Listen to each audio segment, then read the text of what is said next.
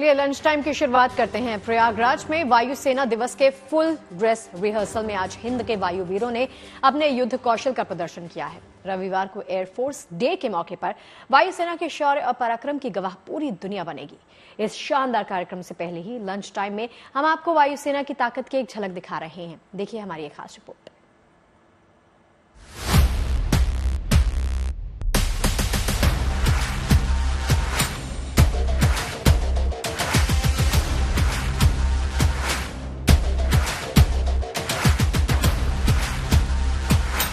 अनंत आकाश बन रहा है हिंद के शौर्य का गवाह।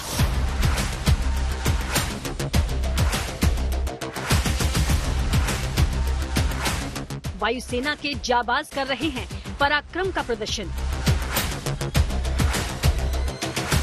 पूरी हो चुकी हैं तैयारियां, शुरू हो चुका है एयरफोर्स डे का काउंटडाउन। 8 अक्टूबर को प्रयागराज में दिखेगा वायुसेना का दम। वायुसेना दिवस के महाआयोजन से पहले ही प्रयागराज के आसमान में हिंद के ये वायुवीर अपनी जाबाजी का प्रदर्शन करने में जुटे हैं। प्रयागराज में वायुसेना के जवानों ने एयरफोर्स डे के आयोजन का फुल ड्रेस रिहर्सल किया। इस दौरान वायुवीरों ने पैराग्लाइडिंग की अद्भुत मिसाल पेश की। तिरंगे से सजे इस पैराशूट के साथ जब वायुसेना के जवान ने सैकड़ों फीट की ऊंचाई से छलांग लगाई तो सभी की निगाहें उसी पर टिक गई। एक पैराट्रूपर के बाद 3 पैराट्रूपर्स ने आसमान में तिरंगे की शानदार तस्वीर उकेरी। आसमान के ये वो प्रहरी हैं जिनकी जाबाजी की मिसाल पूरी दुनिया में दी जाती है। जमीन हो या आसमान, ये हर मुश्किल हालात से निपटने के लिए तैयार हैं। जमीन पर किसी दुर्गम इलाके में अगर कोई गाड़ी ले जाना मुश्किल हो तो ये जवान चंद मिनटों में पूरी कार खोल सकते हैं।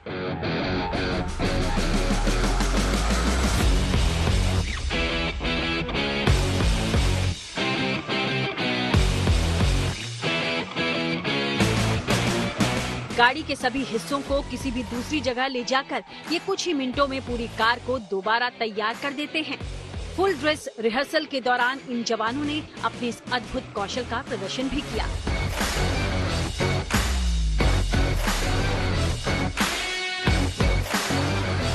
प्रयागराज में रविवार को वायुसेना दिवस के मौके पर वायुवीरों का ये हुनर एक बार फिर देखने को मिलेगा।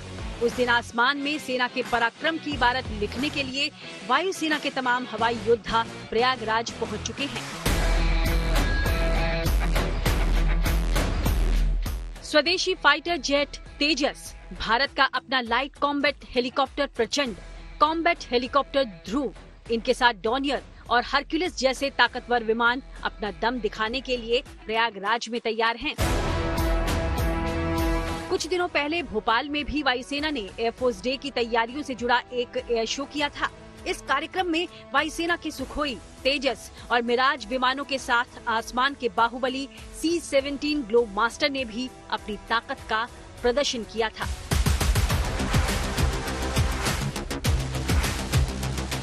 अब रविवार को वायुसेना दिवस के मौके पर ये हवाई लड़ाके प्रयागराज के आसमान में पराक्रम और युद्ध कौशल की ऐसी तस्वीर पेश करेंगे जिसे देखकर पूरी दुनिया दंग रह जाएगी। वायुसेना की यही वो ताकत है जिसके दम पर वो भारत के लिए ऐसा हवाई सुरक्षा चक्र तैयार करती है जिसे तोड़ पाना किसी भी दुश्मन के बस की बात नहीं है। Bureau report, good news today.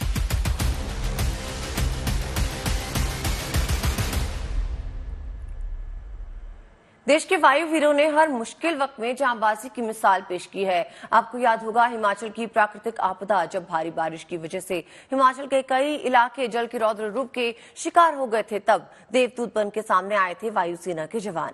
Jammu में इसी पराक्रम की प्रदर्शनी लगाई गई और वायुवीरों की जांबाजी का प्रदर्शन किया गया।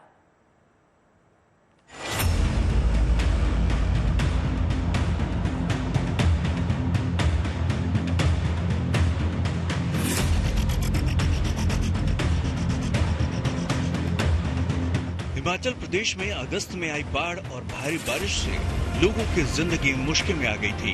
आपदा की इस घड़ी में देवदूत बनकर आए थे वायु सेना के जवान। इन जवानों ने न सिर्फ लोगों की जिंदगी बचाई बल्कि परेशानी में फंसे लोगों तक जीवन की उम्मीद भी जगाई। देश पर कभी भी कोई संकट आता है, चाहे दुश्मन के जरिए या कोई प्राकृतिक आपदा आती है, तो भारतीय वायुसेना अग्रसर रहती है देश को मदद पहुंचाने के लिए, जो लोग संकट में होते हैं उनकी सहायता के लिए। इन्हीं जवानों के पराक्रम और असाधारण सेवा से रूबरू कराने के लिए एक प्रदर्शनी का आयोजन किया गया, क्योंकि जम्मू एयरफोर्स स्टेशन पर तैनात 130 हेलीकॉप्टर यूनिट ने हिमाचल के कांगड़ा और मंडी में मिशन जिंदगी ऑपरेशन को सफलतापूर्वक अंजाम दिया था। हिमाचल प्रदेश में मॉनसून के समय काफी वर्षा हुई, जिसके कारण वहां पर बाढ़ आई और हजारों लोग उसके कारण प्रभावित हुए। तब भारतीय वायुसेना के शूरवीर देवदूत बनकर लोगों की सहायता के लिए सामने आए और इन्होंने जो है बड़ी ही बहादुरी के साथ वहां पर राहत और बचाव कार्य में जो है ये शामिल हुए और हजारों लोगों तक इन्होंने राहत पहुंचाई और सैकड़ों लोगों को इन्होंने संकट से बचाया और सुरक्षित स्थानों पर ले गए। वायुसेना अधिकारियों का कहना है कि हिमाचल में लोगों को बचाने का काम आसान नहीं था, लेकिन हमारे जवानों ने वो कर दिखाया जिसकी उम्मीद हर वक्त देश को रहती है। जो पूरा ऑपरेशन था हिमाचल फ्लड्स का, हम लोगों ने 2 फेजेस के अंदर किया था। First phase was Kangra district, जिसके अंदर इंदौरिया डिस्ट्रिक्ट और उसके आसपास के जो एरियाज थे वो पूरे पानी के अंदर थे। जब पायलट्स वहां पर पहुंचे थे, उन्होंने देखा कि जो लोग हैं वो अपनी छतों के ऊपर, छोटे छोटे आइलैंड्स के ऊपर, किसी मेकशिफ्ट चीज के ऊपर अटके हुए हैं, कहीं जा नहीं सकते हैं। पानी का लेवल बढ़ा तो हो सकता है कि वो पानी के अंदर बह भी जाए। तो उस केस के अंदर हम लोगों ने 3 दिन के अंदर 1004 लोगों को बचाया था। 73 सॉर्टीज की गई थी उस चीज के लिए और 3 हेलीकॉप्टर यूज किए थे। उसके बाद सेकंड फेज जो आया था हमारा, वो मंडी डिस्ट्रिक्ट के अंदर आया था, जिसके अंदर लोग अपने घरों में सेफ तो थे, लेकिन सिंस सारे रोड नेटवर्क वगैरह कट चुका था, तो उनके पास खाने के लिए और रिलीफ सप्लाईज कुछ नहीं थी। तो उस केस के अंदर हम लोगों ने 3 दिन के अंदर 6 हेलीकॉप्टर यूज कर 35 टन लोड वहां पे ड्रॉप किया है और लोगों को सेफ किया गया है। चुनौतियां कम नहीं थी, क्योंकि चॉपर लैंड कराने की जगह नहीं थी। चारों ओर सिर्फ पानी ही पानी भरा था, लेकिन लोगों को सुरक्षित निकालना था। ऐसे में वायुसेना के वीरों ने अपने कर्तव्य को बखूबी अंजाम दिया। कांगड़ा डिस्ट्रिक्ट में चुनौती ये थी कि हेलीकॉप्टर कहीं पे नीचे जा नहीं सकता था और जहां से लोगों को निकालना था वो ऐसी जगह के ऊपर अटके थे कि उनके आसपास हेलीकॉप्टर को लैंड करने की कोई जगह थी ही नहीं, पानी भरा हुआ था। तो हमने लोगों को विंचअप किया है वहां पर। लोगों को लो होवर के ऊपर आकर कई बार ऐसे भी किया गया कि एक पहिया आपका छत के ऊपर है, एक पहिया छत के ऊपर नहीं, बाकी हेलीकॉप्टर छत से बाहर है। हमारे गरुड़ कमांडो छत के ऊपर कूद रहे हैं, लोगों को उठाकर जहाज के अंदर डाल रहे हैं। मंडी डिस्ट्रिक्ट के अंदर प्रॉब्लम जो आ रही थी वो ये आ रही थी कि सब कुछ हाई ऑल्टीट्यूड के ऊपर था, लेकिन लैंड करने की कोई जगह नहीं थी। तो हम लोग एट टाइम्स क्या कर रहे थे कि लो होवर के ऊपर आ रहे थे किसी खेत के ऊपर और वहां से रिलीफ सप्लाईज पूरी ड्रॉप कर रहे थे लोगों के लिए।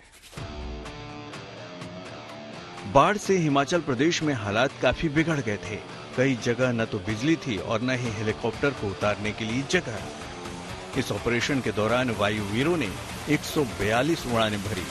इसमें मंडी जिले के लिए 69 और कांगड़ा के लिए 73 उड़ानें भरी गई और दोनों जिलों को मिलाकर कुल 1200 से ज्यादा लोगों को बचाया गया, जबकि 35 से 38 टन तक की राहत सामग्री बाढ़ पीड़ितों तक पहुंचाई गई।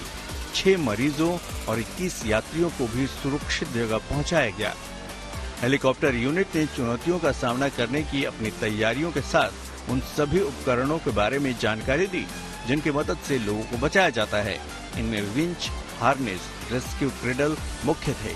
इस दौरान घायलों को हवा में ही चिकित्सा सुविधा देने के लिए तैयार किया गया वायुसेना के MI-17 एम्बुलेंस हेलीकॉप्टर भी दिखाया गया।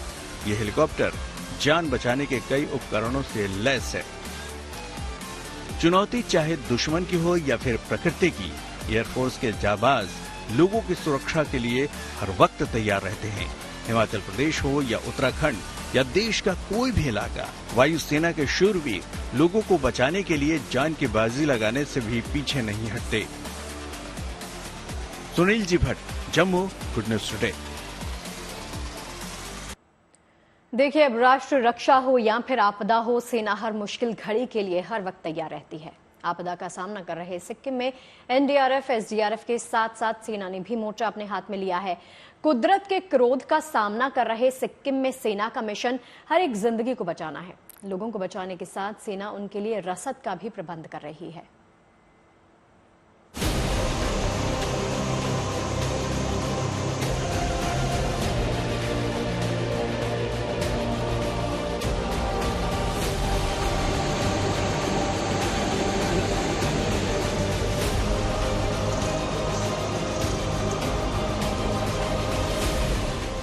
उत्तरी सिक्किम में बादल फटने से हुई भीषण तबाही के निशान जगह जगह बिखरे पड़े हैं। इस तबाही की गवाही मलबे में जमींदोज हो चुके मकान और कबाड़ में तब्दील हो चुकी ये भारी भरकम गाड़ियां दे रही हैं।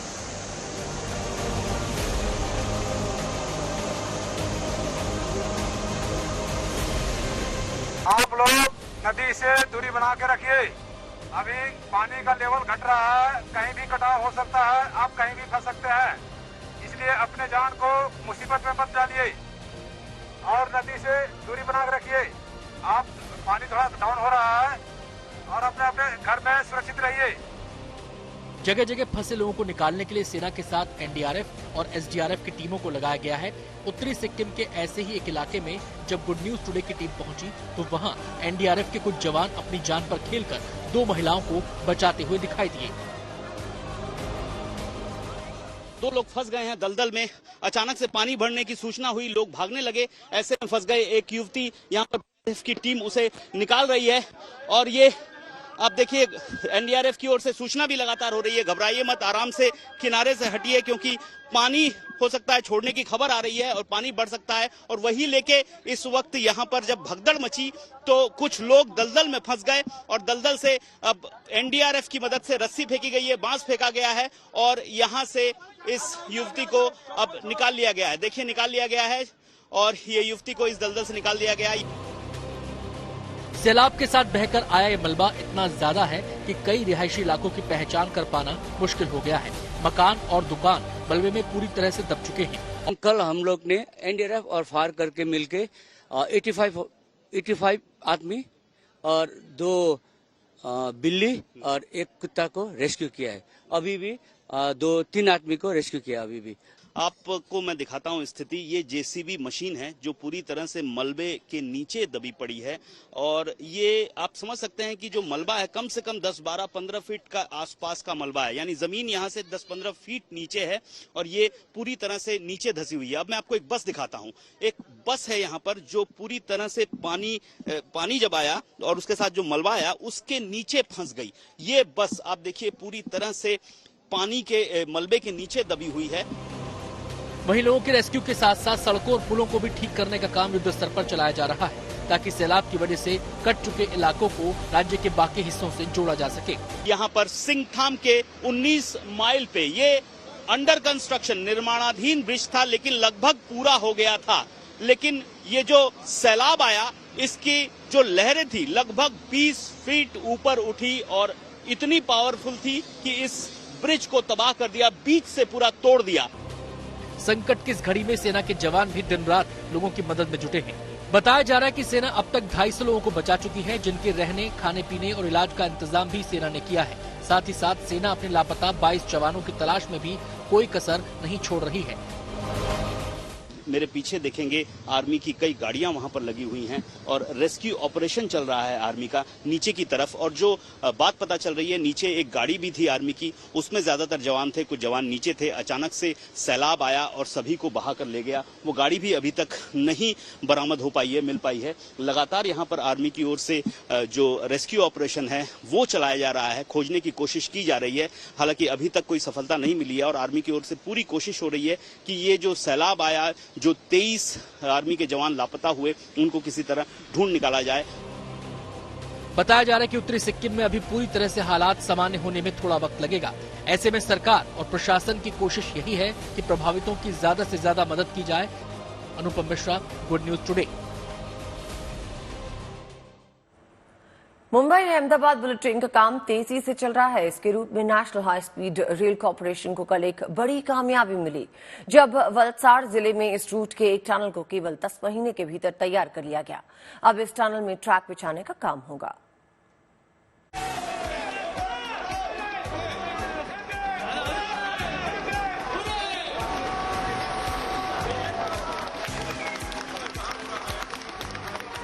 इन तस्वीरों में खुशी का सबब उस बाधा को पार करने से है जो बुलेट ट्रेन के रास्ते में बड़ा रोड़ा बनकर खड़ी थी।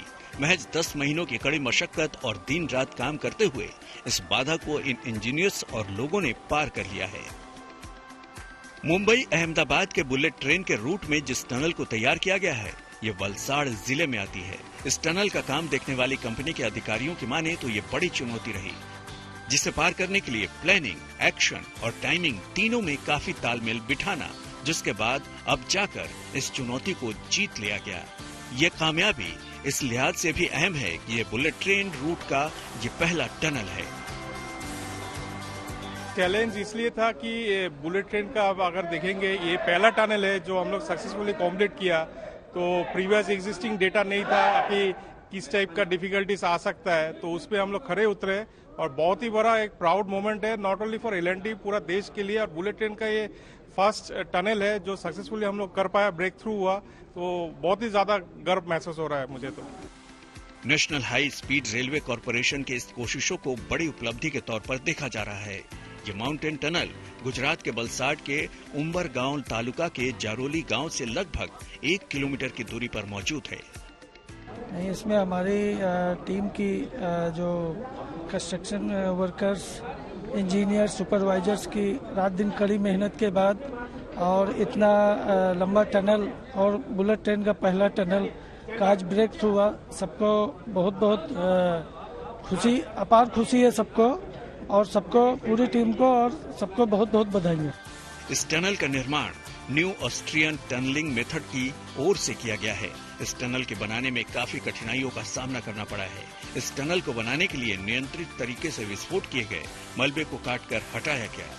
ये टनल का जो हमारा है, ये हमारा अचीवमेंट है। ये चैनल हमने काफी दिक्कतें वाला पोर्शन जो था यहाँ का रॉक काफी सॉलिड था, तो ब्लास्टिंग में हमें लोकल लोगों की काफी दिक्कतें आई थी, लेकिन सभी को हमने मैनेज करके एक अचीवमेंट हमारे लिए। ये C1 सेक्शन जो C4 सेक्शन जो है, इस C1 सेक्शन में हमें ये प्राउड फील हो रहा है कि हमने सबसे पहले टनल का काम कंप्लीट कर दिया। ये ब्लास्टिंग वाला हमने इसी सेक्शन में C4 सेक्शन जो हमारा बुलेट ट्रेन प्रोजेक्ट है, इसका हमने सबसे पहला फाउंडेशन भी हमने ही किया था C1 में, और पियर भी हमने किया, तो पियर कैप भी हमने किया, तो एक हमारे लिए काफी प्राउड मोमेंट था। ये टनल वेस्टर्न घाट के माउंटेन के नीचे बनी है, जहां 2 ट्रैक बिछाए जाने हैं, जो हाई स्पीड रेल को नया अनुभव देंगे। साथ ही मुंबई से अहमदाबाद तक 127 मिनट के इस सफर का रोमांच भी बढ़ाएंगे। Bureau report, good news today. Mahakal लोक के दूसरे चरण का लोकार्पण हो गया है। MP के मुख्यमंत्री शिवराज सिंह चौहान ने इस दूसरे चरण को भक्तों को सौंपा। करीब 250 करोड़ की लागत से तैयार हुए इस दूसरे चरण में कई ऐसे काम करवाए गए हैं जिनका सीधा फायदा यहां आने वाले बाबा महाकाल के भक्तों को होगा। खासकर त्योहारों के मौके पर भक्तों को दर्शन के लिए ज्यादा इंतजार नहीं करना पड़ेगा। उन्हें पार्किंग, खाने पीने, सुरक्षा को लेकर भी चिंता नहीं करनी पड़ेगी।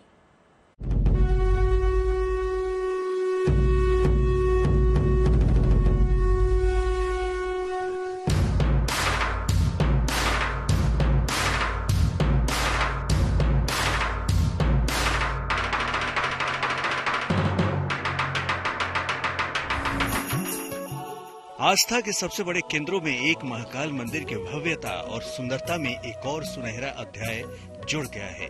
ये अध्याय है महाकाल कॉरिडोर का दूसरा चरण, जिसका उद्घाटन बेहद शानदार तरीके से कुछ इस अंदाज में किया गया। इस मौके पर हुई शानदार आतिशबाजी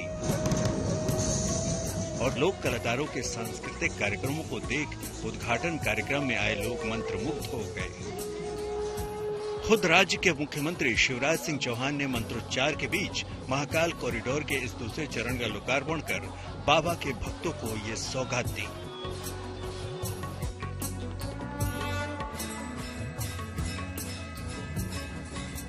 महाकाल की नगरी में साल भर भक्तों का तांता लगा रहता है, लेकिन जब से महाकाल कॉरिडोर के पहले चरण के द्वार जनता के लिए खुले हैं, तब यहाँ दर्शन के लिए आने वाले भक्तों की संख्या कई गुना बढ़ गई है।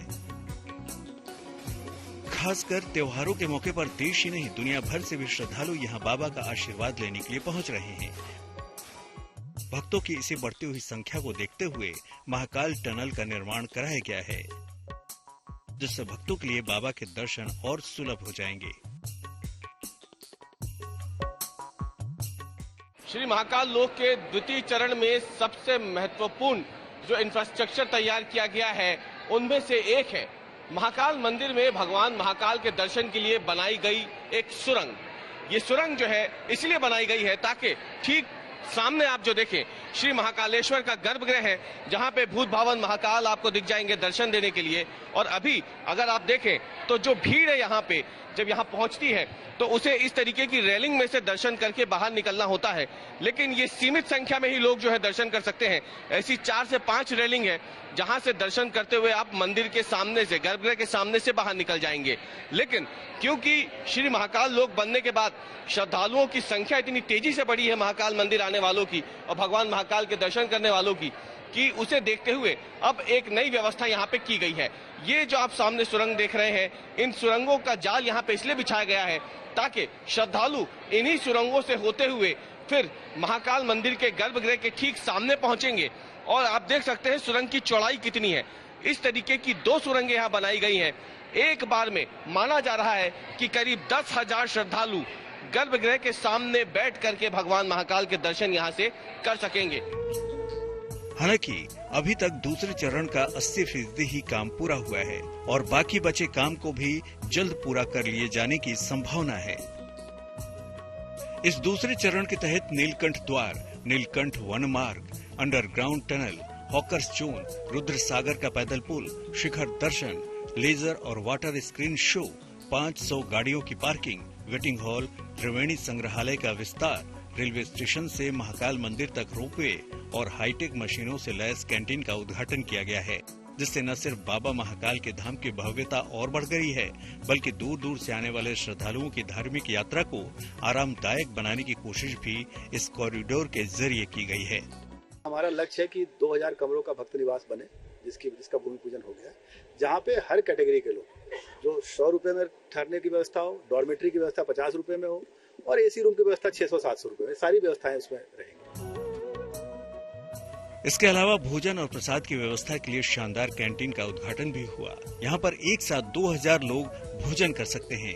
यही नहीं, यहाँ के किचन में अत्याधुनिक मशीनें लगाई गई हैं, जिससे भोजन बनाने में स्वच्छता का ध्यान रखा जाएगा। दानदाताओं और समाज सेवियों के सहयोग से ये विशाल अन्न क्षेत्र भी बना है और यहाँ 50-60 हजार लोग, जैसा मुझे बताया, रोज भोजन कर सकते हैं, प्रसाद पा सकते हैं। एक साथ 2000 लोगों का भोजन यहाँ हो सकता है। अत्याधुनिक भोजन की मशीनों से लेके और स्वच्छता का ध्यान रखते हुए ये अन्न क्षेत्र बना है। बीते कुछ सालों में देश के कई प्रमुख धार्मिक स्थलों का विकास और कायाकल्प काफी तेजी से हुआ है। इन्हीं में एक महाकाल मंदिर भी है, जिसके नाम से ये कॉरिडोर बना है। कोशिश यही की गई है कि मंदिर के प्राचीन और ऐतिहासिक महत्व को बरकरार रखते हुए अध्यात्म और आधुनिकता के संगम से इन देव स्थलों को और निखारा जाए। उज्जैन से रविश पाल सिंह के साथ bureau report, good news today. Lunch time के आखिरी पड़ाव में आपको दिखाते हैं किसी महान व्यक्ति के विचार, तो डालते हैं नजर आज के विचार पर।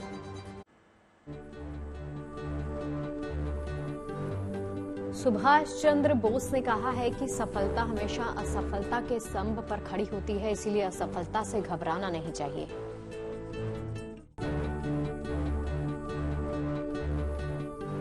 इसी के साथ लंच टाइम में फिलहाल के लिए बस इतना ही। हम दोनों को इजाजत दीजिए। लंच टाइम में मुलाकात होगी सोमवार को। अपना बहुत ख्याल रखिए। देखते रहिए गुड न्यूज टुडे। नमस्कार।